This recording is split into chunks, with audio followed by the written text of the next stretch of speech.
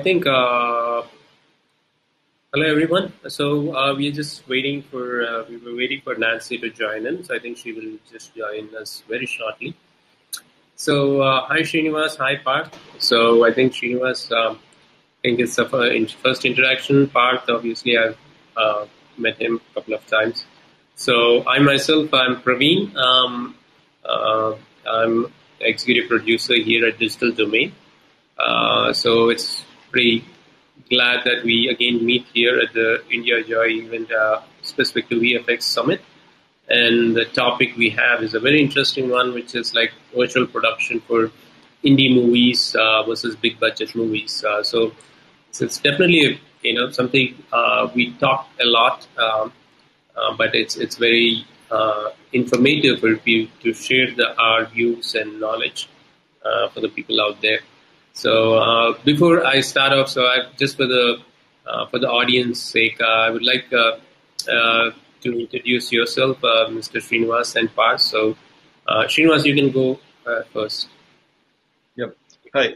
Thanks, Praveen, for being a part of the session, and I thank India Joy to have me here and being a part of India Joy and the VFX Summit for the last few years from the time it has started. To give a very brief intro, I've been in the industry for the last 25 years now. I was one of the first in the country in the mid-90s to start VFX and animation education, and I've seen the industry evolve over these 2.5 decades. And in addition to that, I'm also the secretary of ABAI. ABAI is an association, 15-year-old association working towards the growth of animation, visual effects, and gaming sector for the state of Karnataka. And what we do and how we do it, and probably as we go into the discussion, I'll give you a brief about what we do. And in addition to that, I'm also a filmmaker. I'm a indie filmmaker, and I have produced about 3 movies as of now. And I'm also an actor. I've just started acting, and I'm 2 films old. So that's about me. So my perspective to this discussion will be as an educator, as a indie movie producer, and probably also as an actor about how virtual production, in both indie movies and big budget movies can be differentiated. That's about me. Thanks. Thanks. Thanks. Welcome on board, Srinivas. I mean, glad that I'm actually meeting someone who has a vast variety of experience across multiple fields. So yeah, Parth, go ahead. Yeah, I mean, my intro is not as fancy because I know Srinivas has been there, doing a lot of stuff in this sector. My name is Partha Shah, and I'm a motion capture supervisor and a virtual production specialist at Greenlane Studios at this moment.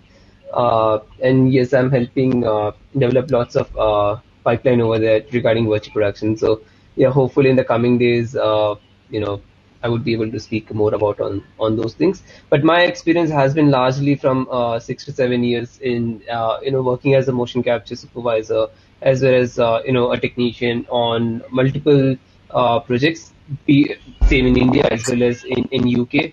So yeah, largely doing a lot of pre-productions also for in-camera VFX films. That's right now currently in production, not in India, but on the other stages in States. So yes, that's it. Thanks, Parth. Welcome on board. So, so to kick off this discussion, so my first question, first the thing that we can discuss about is Parth. What do you think? I mean, in terms of the big challenges generally a big budget film faces. Before we get to the indie film, what are the challenges a big budget film actually has? When we're talking about specific to our industry, which could be post production or visual effects or animation. Sure. I mean, I would like to focus a lot on in the Indian productions that the big budget film was part of. I mean, the good thing was, we do get time though, and we do have a preparations for doing, I would say, a pre-viz and tech viz. But I mean, one challenge that I faced was sometimes sticking to that pre-viz or a tech viz which was already locked upon. So I mean, 80% they stick to that. But yeah, there's sometimes if we go, and sometimes also the lack of technicians availability. So one bigger challenge I would say more than this is that lack of technicians that's available right now, who can come on board. And because virtual production is all collaborative. It's like just one person cannot do it alone. So there has to be collaborative. There has to be specialized team in each of these departments. So that at this moment, which is a problem that we are facing in India for our bigger budget movies. So that's why sometimes they opt to go out for service providers which are out in the West. For or stages on the West which are out there. And also the second problem that I say the challenge which I have in India right now is currently the availability of stage, the volumes that's there to come and shoot out there. Generally, right now, if someone needs to shoot, even if they have a budget, they have to construct a volume out there. So that takes a larger chunk of the budget over there itself. Whether if there's a volume already available, they can utilize it better in other departments. So that's one thing which I face. But yeah, I mean, I don't have a lot of complaint. I'm just trying to find out what I can say from a bigger budget movies. But to be honest, because I'm just a small part of a bigger budget movies. It's just looking at that area. I can what from my perspective I can. This is what I have felt about this. So actually just a continuation, which I think Srinivas can answer is, but the point I'm trying to get here is, although it's a big budget movie, and a big budget in terms of post production. I'm not just talking about big budget in terms of casting or anything, but I'm talking about big budget in terms of the budget allocation for whether it's post production or the visual aspect of it. In spite of that, there are a lot of examples of the big budget movies not making as much anticipated market, or not making enough financial gain, as we could say. So can you throw some light on that? Give some, your thoughts on that. Yeah, that's a good point. Actually, what I always believe is that the technology is just an enabler. It's all about the storytelling. So if you go down to the roots of it, probably the story or the pre-production would not be in place. Probably why? Because even movies which has got a very good VFX or a virtual production or any kinds of technology involved in it might not make that kind of noise in the box office, probably because the story is not strong or the pre-production is not in place. So it all starts from there. The technology has never been and will never be, a deciding factor for the success of the movie. It is more about the story, because it's all about storytelling and the pre-production that goes into place before a movie begins its production. So mostly, probably people fail in those regards if big movies have not worked, even in spite of having very good visual effects. Apart from that, I feel that irrespective of an indie movie or a big budget movie, using technology only if the story requires it is a better way of approaching it than trying to push in too much of technology just for the sake of having it. When the story or the screenplay is not that strong, but just to have that kind of technology, you try to push in something forcibly into a story, it becomes it boomerangs. So it's like kind of how you arrive at the entire package, right from the story to screenplay to pre-production, and involving the visual effects guys right from the story stage or the pre-production stage is still which only very, very few people follow in our industry.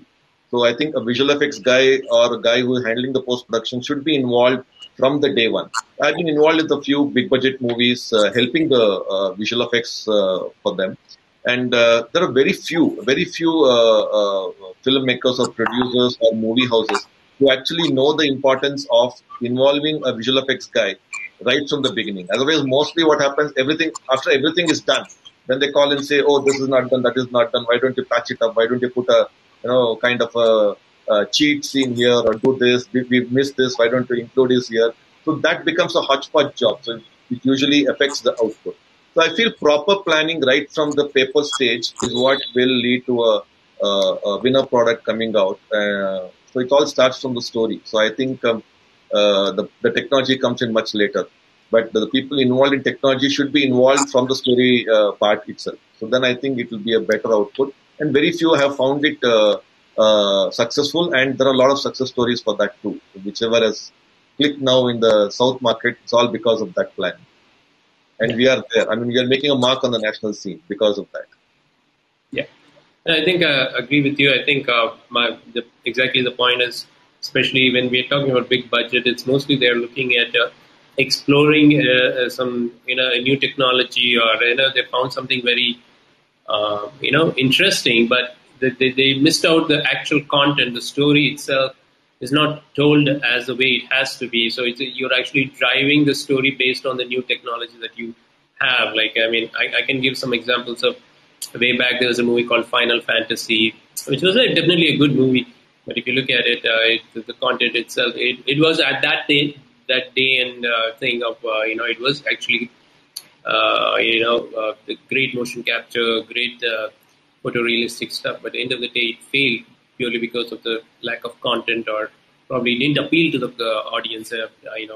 So yeah, there are quite a few examples of there was a good amount of technology translating to budgets, but not really giving the desired results. So that is one of the pitfalls of just following a certain trend or a technology, and building a story around it rather than the vice versa.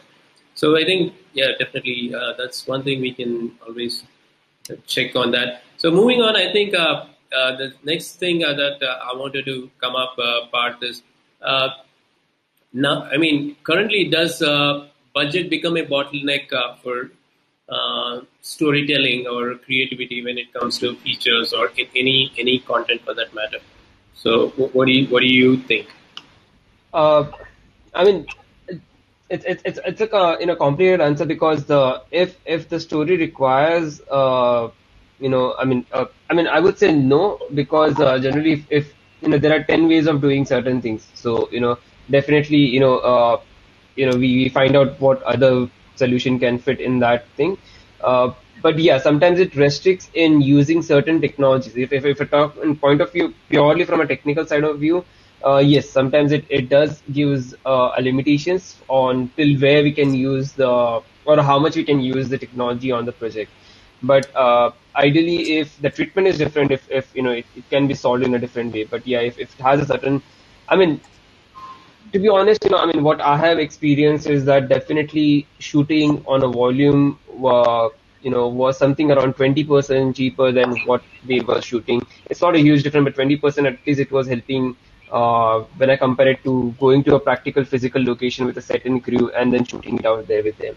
So, yes, that's there, but the challenge over there was, the availability of volumes, I would say. So yeah, it's a complicated answer, but I would say in a short form that no, it doesn't become a bottleneck, of doing it. If but yes, for the technology, no for the storytelling, yes for the technology. Yes. Okay. How about you, Srinivas? What do you think in terms of is budget? Of course, money is definitely you need the resources, but where do you think the limitation is with the? I mean, does it become a huge bottleneck, or what are the parameters for that? Yeah, I agree with Parth.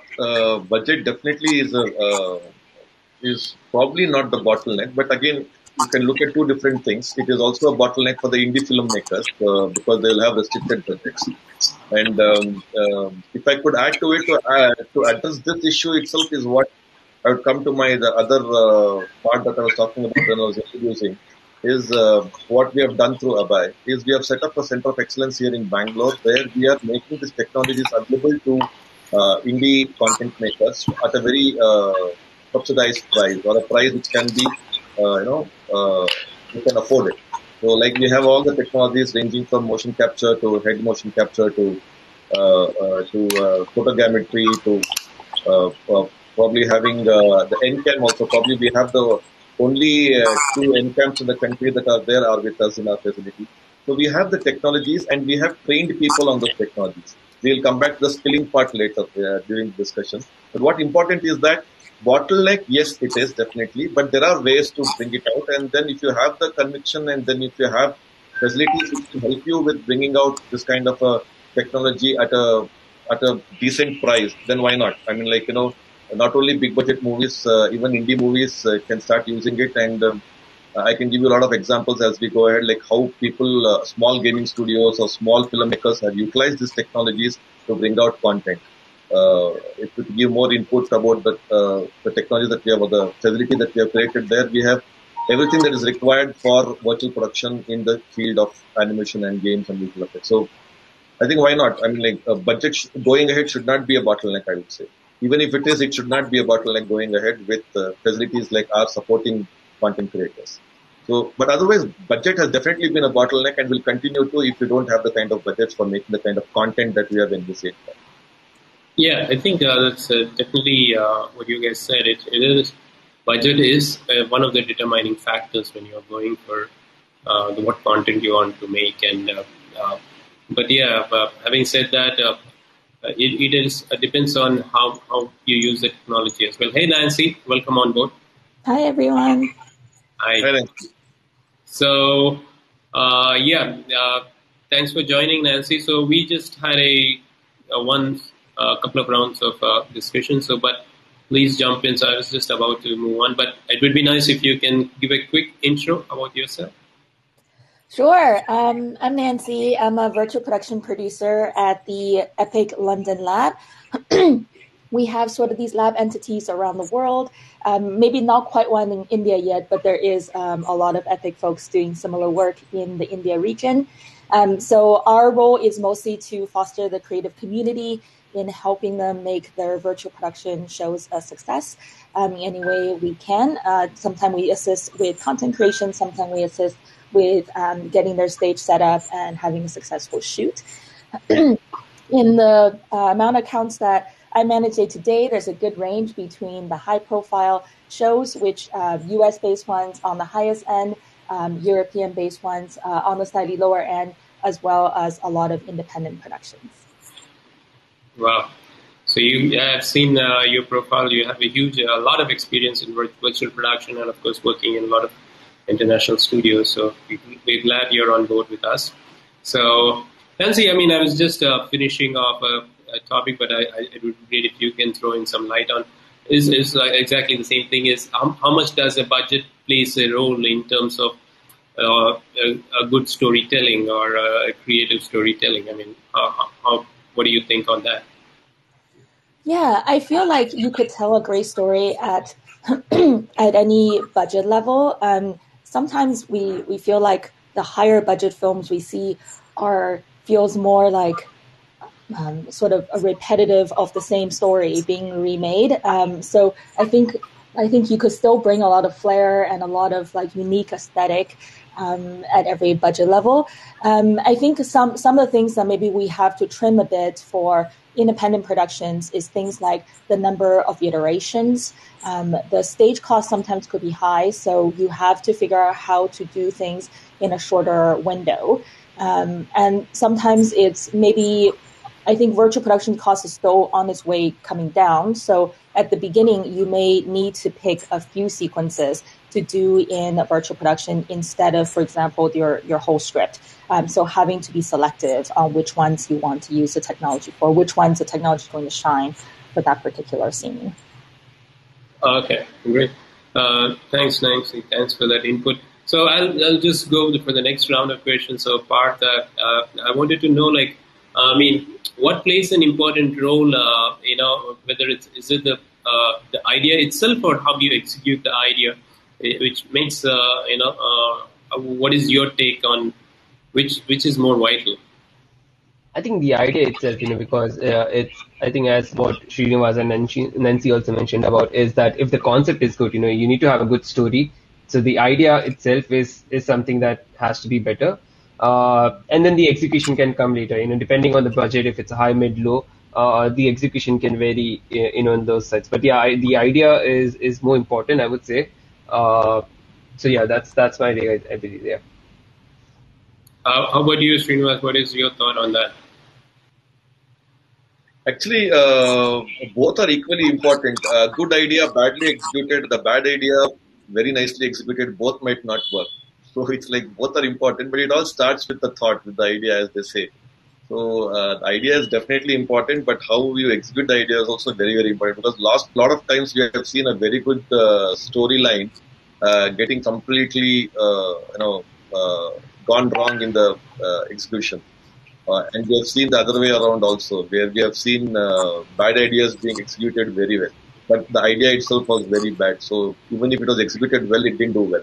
So both are equally important, but it all starts with an idea, I feel. And I think technology will only enable these kind of ideas to come out with the kind of output that is required and which the audience loves to see. So I think that's Okay. about it. So, thanks. Nancy, what is your thought on the same thing? The idea is, as they said, is as important, but execution, how important is, especially in this field of filmmaking, how important is that? Yeah, 100%. I think sometimes when you are budget or time constrained, maybe it forces you to be even more creative on how you achieve that final image that still fits your story. So I think it would be. I'm trying to think if there's any good examples. This maybe not the strongest example. Right now, we're working with a couple shows that is thinking, can we use a metahumans, for example, so that we could have a slightly different pipeline instead of having a live action and full CG mix that require a lot of virtual production as well as a lot of post production. And it's interesting to see if we keep everything in the CG world, can you still get the same result? You still achieve an interesting look, but overall, you having a simpler pipeline to get to that final result. We'll have to see how those shows go to see if that's a good way to go. But I see filmmakers coming up with interesting ideas all the time on how to get their story made in different ways that is going to be sort of easier or cheaper to do. Okay. I actually move into this phase of for an indie filmmaker or somebody who's making their movie at a very probably a tight budget constraint. So how does technology has evolved now to help for movie makers who are not working with big production houses? How is the new technology helping? So Partha, you want to jump in there? Yeah, sure. So largely what we are also doing at Green, apart from training the other artists, using the Epic tools. So, but the good thing is the previous, it's just made a lot easier right now.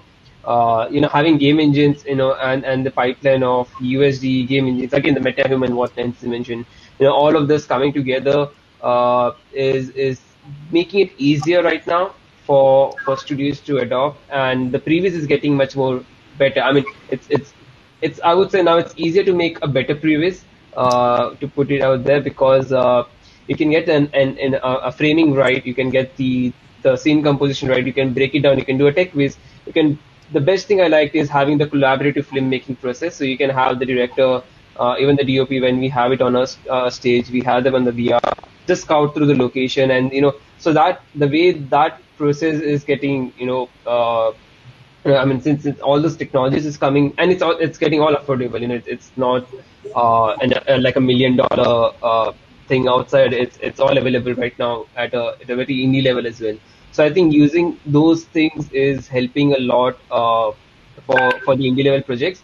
And definitely same, that goes for the bigger budget movies as well. So we are able to do a better pre-production now, in-depth pre-production. I mean, definitely there was a tech quiz which used to happen before as well.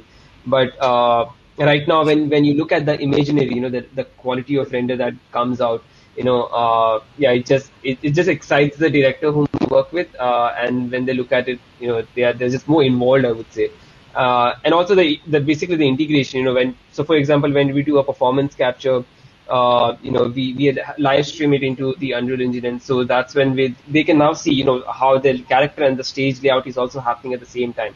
So, all of this thing in the earlier stages, and as well as at the, I would say a good, it's not taking larger chunk of your budget out there, to be honest. So that's why, now directors are also getting involved in this. So yeah, definitely it's helping out in pre-production a lot, in my experience. So, Srinivas, you want to add something out there? more or less just covered everything. So we have this kind of a facility which you spoke about. So we have this a performance capture setup with live rendering. Like we have this both Unity and Unreal live rendering setup there. And we have an NCAM also, NCAM, and which is very helpful during this kind of production. And because of this 200 camera setup with photogrammetry and the head motion capture, combining all these technologies in a real-time rendering setup has been made hugely possible by engines like Unity and Unreal. Has really explored, has really pushed the limits of the imagination of a content creator or a filmmaker. And this being available at budgets within their reach is what we're trying to add to the industry. So I think having these technologies, having the right people to operate these technologies, and at a cost which is possible to be taken care by the people, even irrespective of indie or big budget movies, is what ultimately, as an association, we were trying to take care, and that has been achieved. And I think there are so many other things that are coming in which are going to help in this further, like they're coming up with an volumetric scan, and they're coming up with a lot of other things connected to it, which will definitely help these content creators to create mind-blowing stuff at budgets affordable to them. So a lot of things, we're looking at a very bright phase, and having these technologies at a affordable cost is a huge advantage, and this is open to the entire world. I mean, like, we're not constrained to only our state or our country. The entire world could come and utilize this facility at a very subsidized cost. And I think coming years we are going to see some great content come out of this place. Okay. So Nancy, you want to talk about your own personal experiences where you had independent filmmakers, the projects you might have worked or came across, who were really where the new virtual production or the new technologies have helped them make the content they wanted to make. Sure, yeah, and I will add just to what everybody mentioned. I think the two things to think about. One is the powerful marketplace content. If you are building something for the first time, especially building it in Unreal Engine. So we've seen we had a couple accounts that were really successful. Rufus Du Sol did a music video. The entire music video was done with marketplace assets, and they put a drone camera and flew through the whole scene. It was it's called Alive. It was really like, it fools your eye at the beginning. You weren't sure if you're just looking at flyby drone shots or if you're looking at something that's CG, and then later on they sort of turns the meshes on and sort of tells you that, hey, what you're looking at is full CG. So that's great. So kit bashing with marketplace assets, lots of those are free. The creators make that for free. A lot of them are really low cost, like we're talking 10 to 20 US dollars per pack. So that's a great way to get started with building amazing content. And the other one I'd say is really just witnessing the magic of, Partha mentioned this earlier, of having, instead of, for someone like me who's spent a lot of years in VFX, so in post-production, only getting the plates after it's been shot and then doing the work on it, to see everybody coming together now in the virtual production stage, which is doing physical production or doing principal photography, and having everybody who do the CG background make changes, the lighting, your DOPs making changes to the camera, your director sort of shouting all the things they want to change to make that image perfect, and just seeing the collaborative process of everybody working on it together. And by the way, lighting changes is both physical lighting as well as the your environment lighting, right? So just like that magic, our lab is really small, so we don't have a huge LED stage. We only do test shoots there. But every time I host a test shoot there, just like when the moment I see like all your main disciplines,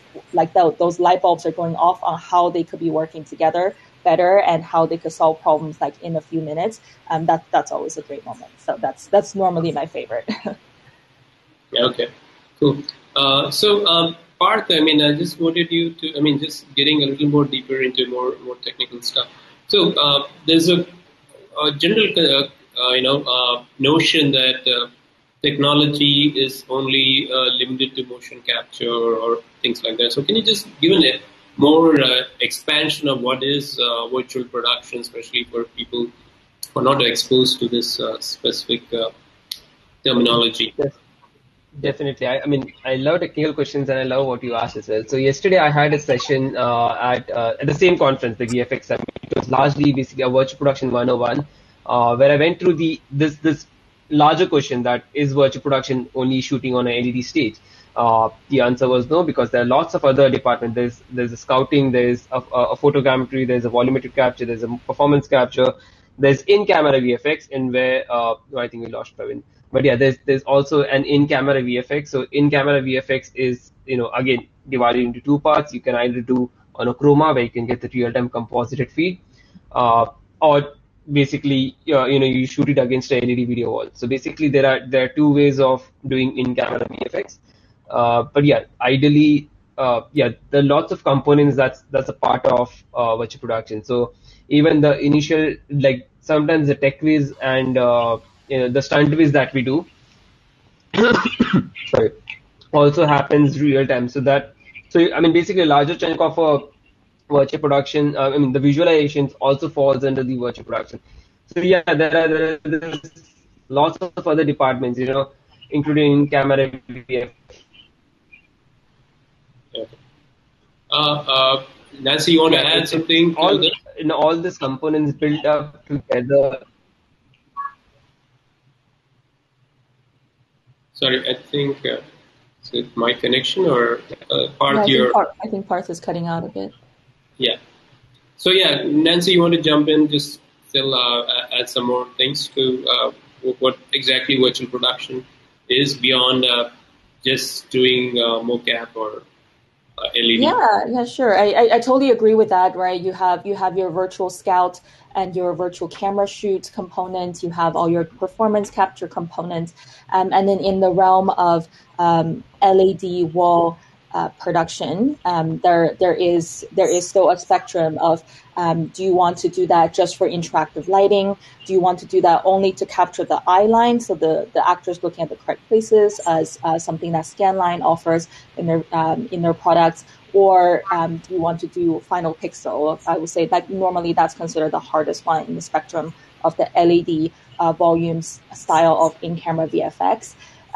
There is also there's some debates. We debate with some of the filmmakers if you're just doing a plate LED wall shoot, is that considered virtual production or not? I consider it virtual production. A lot of people don't, because at that point you could be going out there with the data capture team, shoot, let's say London Bridge or iconic spot.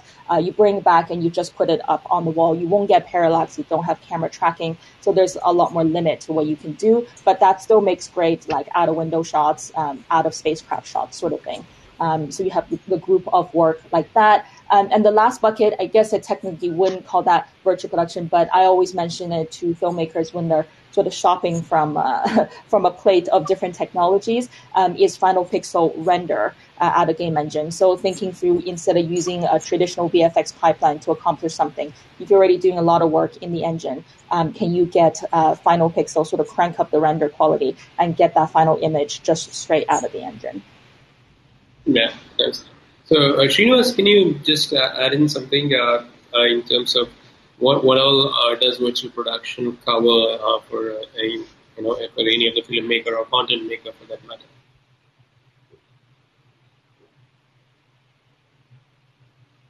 You're on mute.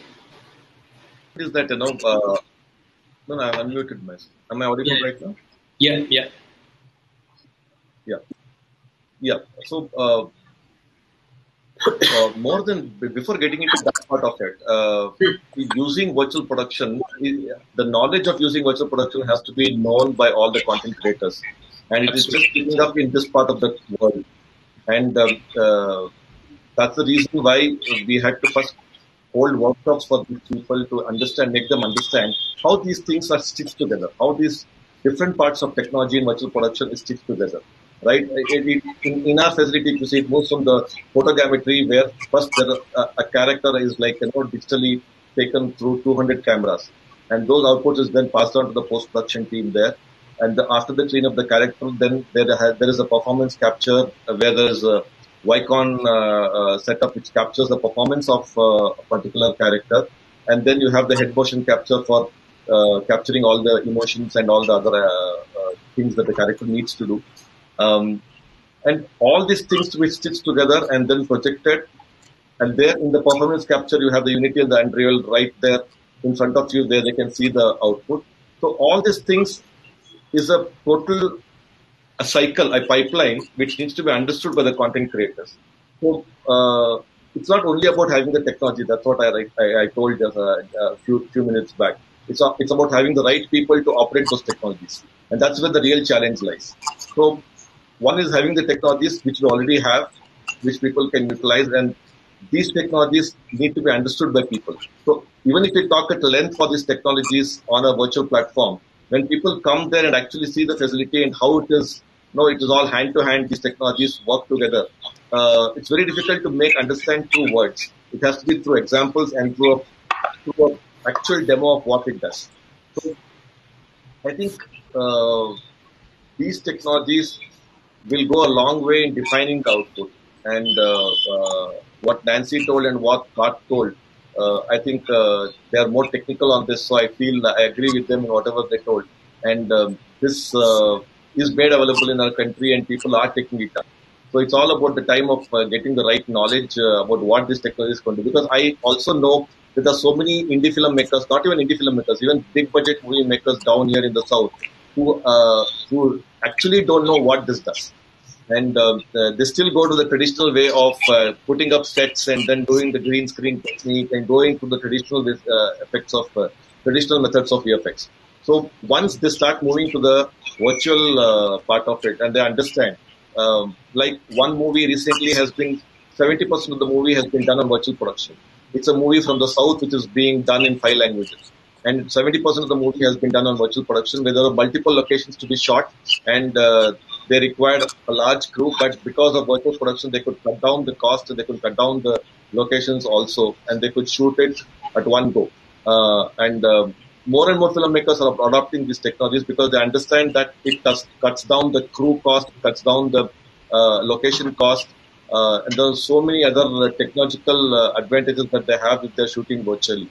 Probably I feel about they save a lot of money if they can. It's a false notion that you have to spend more money for virtual production. According to me, I feel the virtual production handled properly costs lesser than the actual on-spot, on-location production itself. So I think that's the thing that everybody should understand and start using them in their content making process. Okay. Yeah, that's pretty good.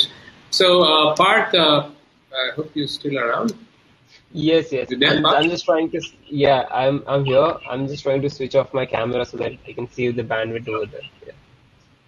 So, coming back to especially when we're talking about independent filmmakers or somebody who's planning a film or feature, very on a very constrained budget. What are the things they need to be very careful of, or maybe first look out for? When I'm talking about, when in perspective of virtual production or post production. So, what are the things they need to work on?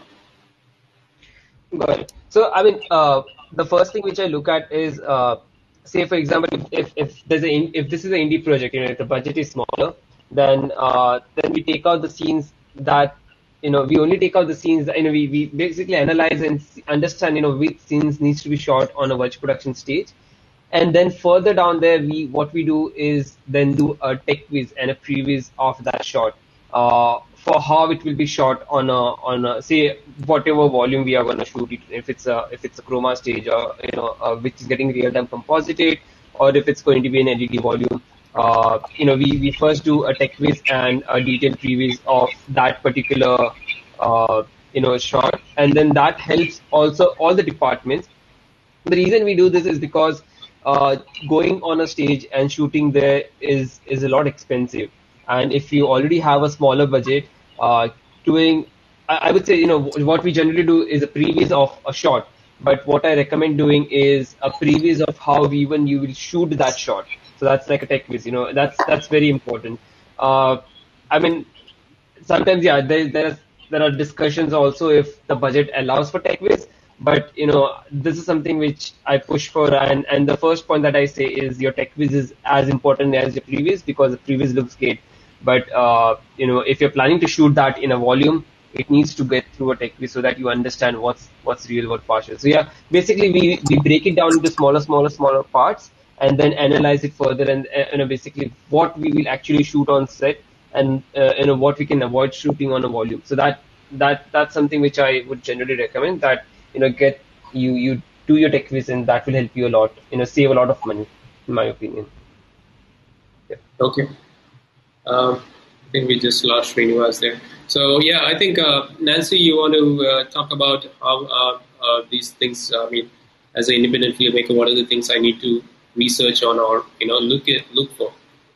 Sure. Yeah, agree with everything Per shared as well. So the one thing we always try to drill in to our filmmakers, this is high budget ones, we will still recommend the same, is you have to be ready to make some key decisions in pre-production.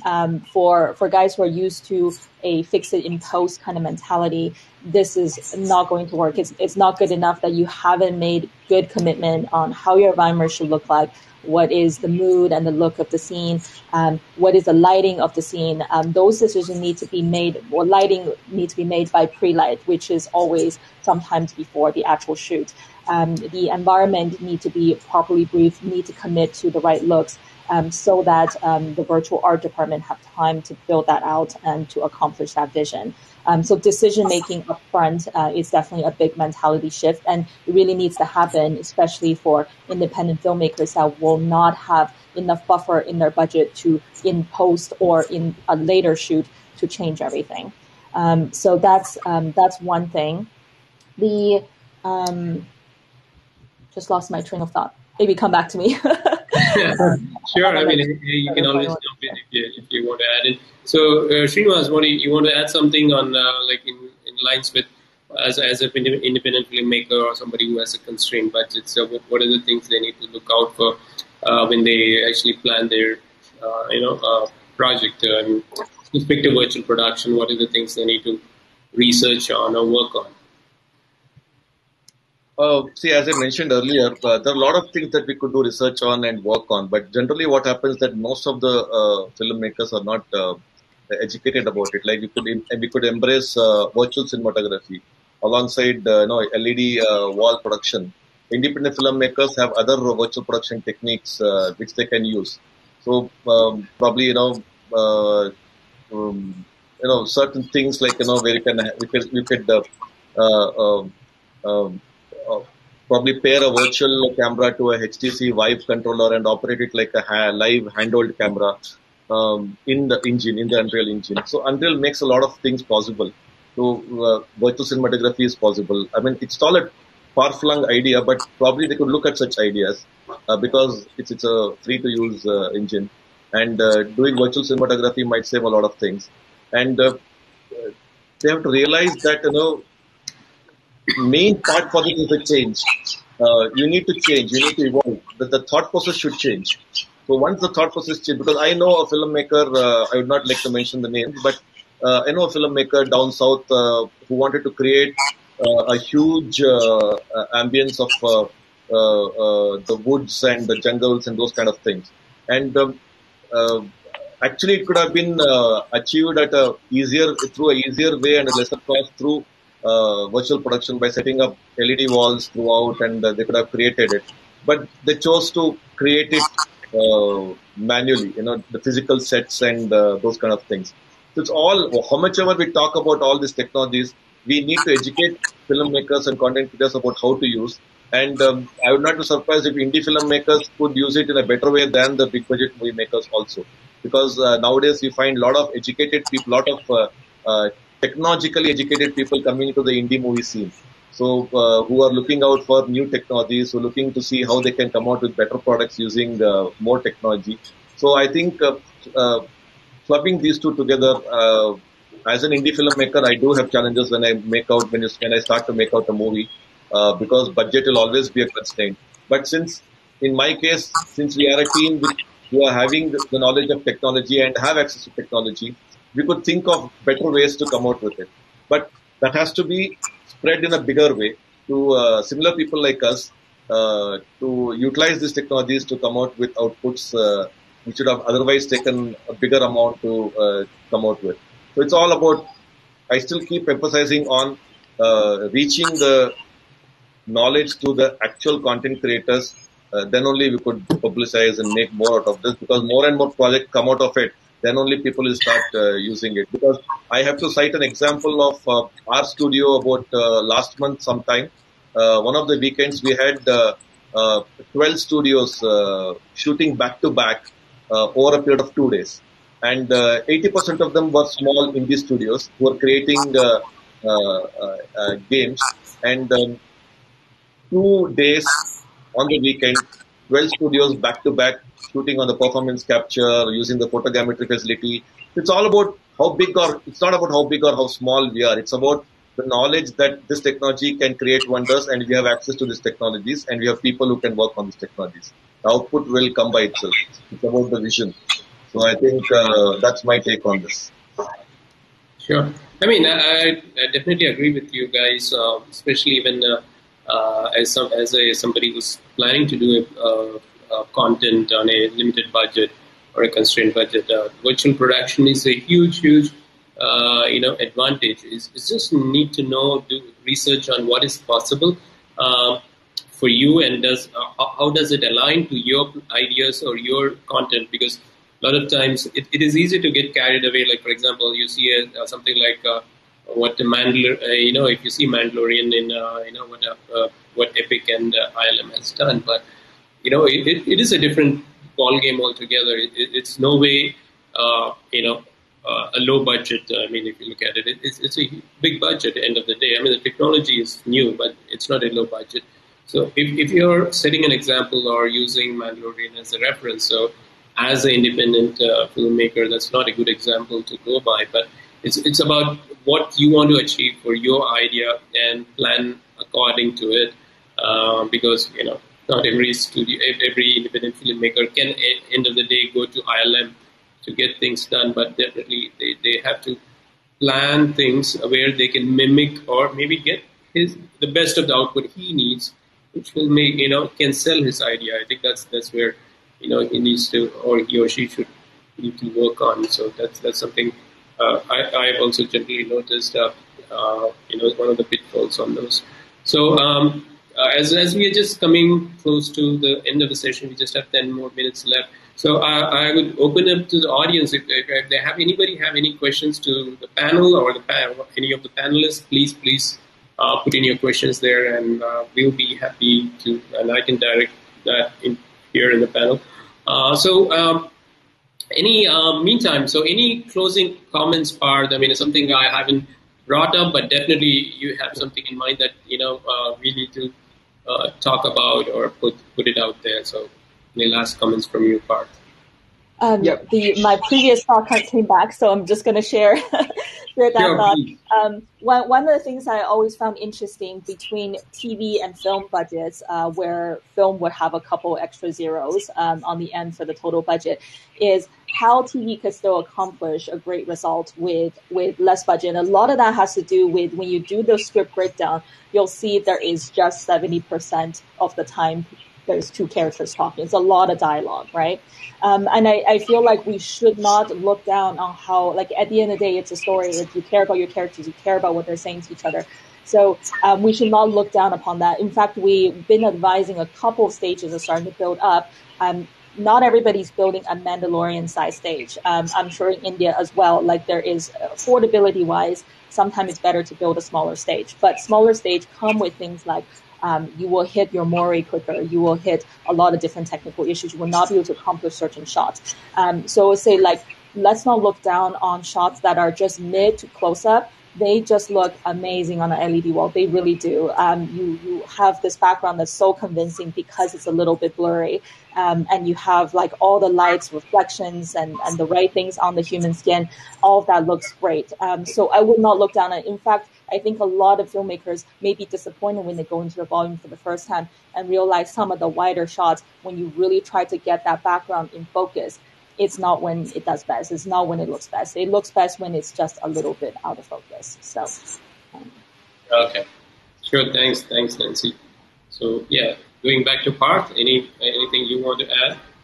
So yeah, sure. So I mean, I just wanted to add something like, and this is the and like analogy which I generally give a lot of times, whenever I'm on a session or outside to someone speaking. That it's more like a virtual production is you know I just give a metaphor, compare it like making a curry, a vegetable curry. So there are lots of fruit, vegetable that's involved. Now you need to select as per your curry what suits. So if you don't have a bigger budget for a LED, just go with the chroma because keying is cheaper in India, but you can't get good reflections on a metallic character. So then use a smaller panels on the front, throw the lights in on the character so that's when you get a more reflective characters, and then key out it from the background. So there are definitely ways of doing it, but you just need to select the right, vegetable that meets your curry requirement. So it's just that. So yeah, you can probably mix and match tools, technologies to achieve what you need. So yeah, there's no restriction now, and I think over the years, I think in or even in months, things are getting cheaper every day. It's not limiting you anywhere, and hopefully. If smartly planned, if the previous and the tech waste, I would largely focus on pre-production. If pre-production is nicely done, I don't think anything is gonna get bottlenecked moving down further. So yeah, that's my thought for both indie and mainly indie movies, I would say. Yeah. Okay. So how about you, Srinivas? I mean, any last comments or thoughts? Uh, just adding to what Parth said, it's all about the idea and using the right technology for the idea. And I mean, today, I mean, like even iPhones can be used to shoot films, and we have seen recent successful movies on OTT which has been shot on iPhone.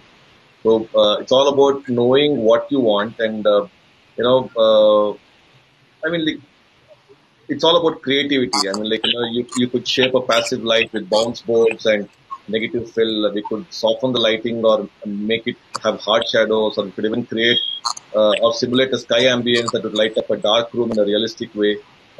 It's all about what your visualization is and what are the tools and technologies that you need to use. There are examples that using the least of technologies also people have come out with very great products. So I would say that this is out to all the filmmakers, irrespective of indie movie makers or big budget movie makers. See, if you have the idea, if you have the passion, and don't restrict yourself to thinking that whether I'll be able to afford this technology or not. If you feel that this technology is required for the idea that you have created, then go ahead, explore options. There definitely are various options that you can look at, which would help you bring out the output that you deserve. So with the idea, have the conviction that uh, uh, technologies can help you in coming out with a better product. And don't restrict yourself thinking about budget constraints. There are opportunities, there are facilities, and definitely people are there to help you out. And I would encourage all indie filmmakers to think big and don't compare yourself to big budget movie makers. At the end of the day, it's content. Doesn't matter whether it is an indie content or a big budget content. If the content is strong, the rest other things don't matter. For that, we have got various examples how small budget movies have made big money or made big at the big box office, or especially during the lockdown time, how many movies were successful on the OTT time. It's a living example that we got to see so much of content, and they were all small budget films, but with amazing output, amazing content, using whatever kind of virtual technologies they had at that point of time. Many of the films were shot during the lockdown period. Like one film was shot completely on an iPhone and it was released on OTT, and it went on to become a very big hit. So it's not about the technology. The technology is an enabler. The idea was big. The vision was big. And whatever related technology to it was available at that point of time, they used it to the maximum effect. So I would encourage all these people to just go out and believe in their ideas and create amazing content, especially from our country, which is got a huge content pool available. I think we can only think good. There's nothing for negative to think about. It's only good thoughts everywhere. So kind of come out with some great content and entertain the whole world with what I would like to say. That's it. Sure. So thanks, Srinivas. So Nancy, I just wanted to ask you one thing about. I mean, how did the virtual production has a lot of benefits, but do you want to relate this to the pandemic, recent pandemic? How virtual production has come handy for during the pandemic time? Any examples or anything you have come across in the last year or more? Sure. Sure. Look, I think the pandemic really enabled virtual production to grow. Otherwise, it may still be like a Mandalorian. Only a few, high-end budget films would consider using it. So that really helped democratize and drive the adoption. When everybody was locked in and the travel restrictions were on, we had really, like a lot of filmmakers had no choice but to go to virtual production as a way to continue their work, right? We had really successful virtual scout, virtual camera sessions with our director, our DOP, our artists in different corners of the world, all connected up via an Unreal multi-user session and be able to work together. All the local crew can travel to a stage side with very, very few presence. That was really difficult in pandemic doing a shoot when you have your normal roster of roles to have to say, now I have to combine 4 roles into one person because I'm only allowed to send 8 people now instead of maybe 20.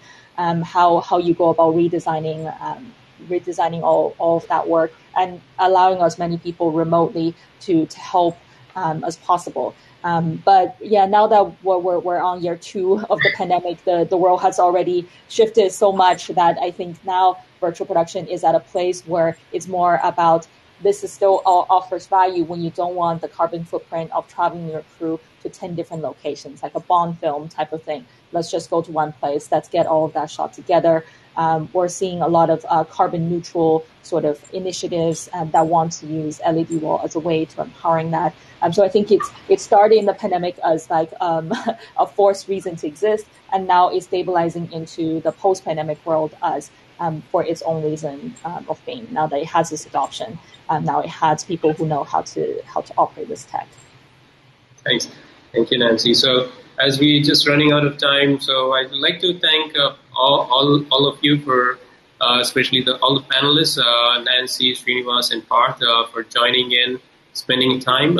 Very, very knowledgeable and interesting session. Hope everybody had a good time.